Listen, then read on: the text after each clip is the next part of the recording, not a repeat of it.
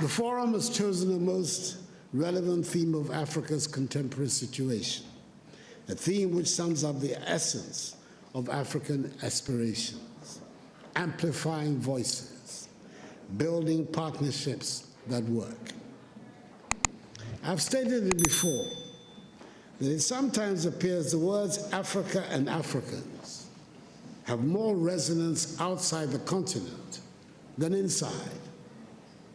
When we are home on our continent, it always seems very important to assert that we are Ghanaians, Ivorians, Kenyans, Nigerians, Swazis, Senegalese, Rwandans, South Africans, and Zambians. Then we find ourselves outside the continent, and then we discover that to the outside world, there are no Ghanaians, there are no Senegalese, and there are no Tanzanians. There are only Africans, and we are all simply Africans. The lesson for me is clear.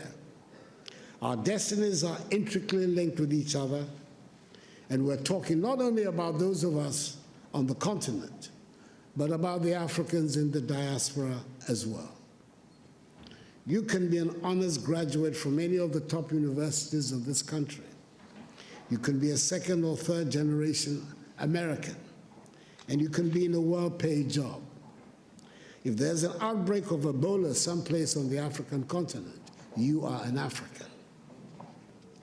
Anyone, everybody in a position of leadership in Africa today, thus has his or her work cut out. The urgent responsibility we face is to make our countries and our continent attractive for our peoples, to see them as places of opportunities. It means we must provide education, quality education and skills training. It means our young people must acquire the skills that run modern economies. The impact of a successful Africa on the image and standing of Africans in the diaspora applies with equal force to the image and standing of her sons and daughters who go by the name African Americans, and indeed to all her kith and kin in the Americas and the Caribbean. There's a lot of room for your perspectives and energies back in Africa. History tells us of the positive impact of diasporan communities on the growth and development of countries through increased trade activities, rising investments, and the transfer of skills and knowledge. Take the case of China, for example. With an emigre population of some 60 million, the Chinese diaspora is said to be the 25th largest country in the world, who, according to the Nikkei Asian Review, own assets worth 2.5 trillion United States dollars. When foreign companies in the late 1970s reduced their investments in China, it was the Chinese diaspora that shored up the economy.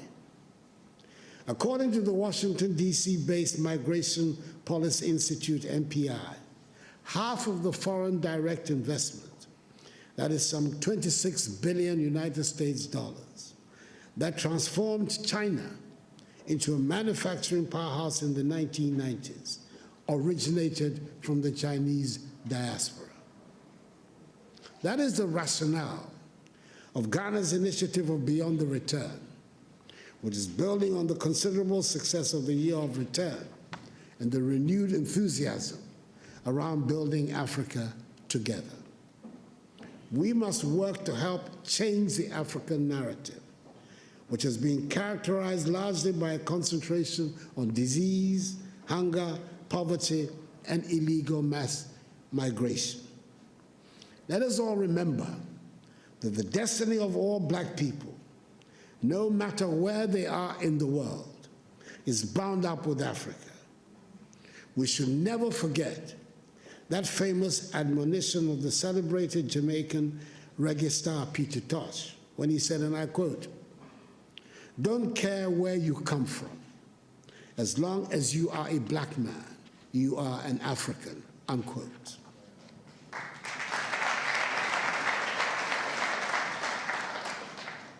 We must help make Africa the place for investment, progress, and prosperity, and not from where our youth flee in the hope of accessing the mirage of a better life in Europe, Asia, or the Americas.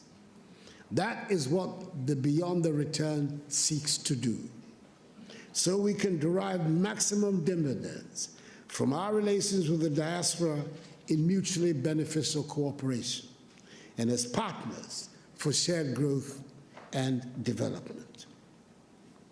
The second half of the 20th century witnessed a great blow for human progress and freedom when the African peoples, in the wake of Ghana's shining example, liberated themselves from the colonial and imperialist yoke and the racist ideology of apartheid and emerged as free, independent peoples to construct new nations of hope and advancement. The first half of the 21st century should consolidate this development and see the growth of modern, prosperous, technologically advanced nations within a united Africa, which would make a reality of the dream of the 21st century as the African century and bring dignity and respect to Black people all over the world. We've done enough talking, and dare I say we've had enough conferences and workshops.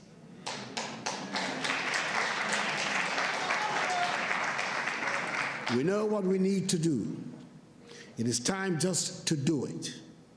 We've run out of excuses for the state of our continent. We have the manpower, we should have the political will. It is time to make Africa work.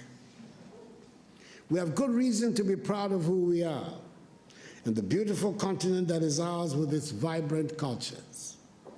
The geographic space covered by Africa makes it the second largest of the 7 continents. It has 30% of the world's remaining minerals of value. It has some of the most breathtaking scenes on our planet. It has plants and animals that are wonders of the world and critical for the survival of the globe. I hear a lot about the need to change our narrative and tell our own good story. Ladies and gentlemen, as the saying goes, nothing succeeds like success. If we work at it, if we stop being beggars and spend Africa's monies inside the continent, Africa would not need to ask for respect from anyone. We would get the respect we deserve.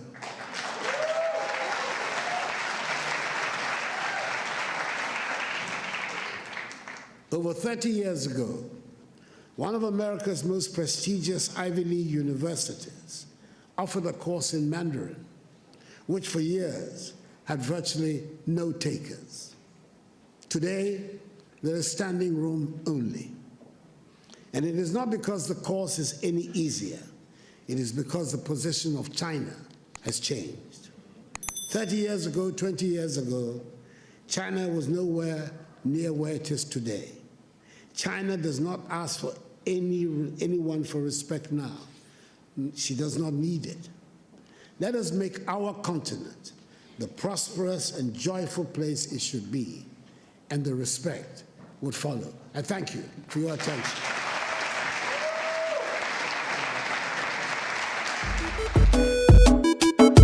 I'm a king, yes, I'm a king, I think I'm a king.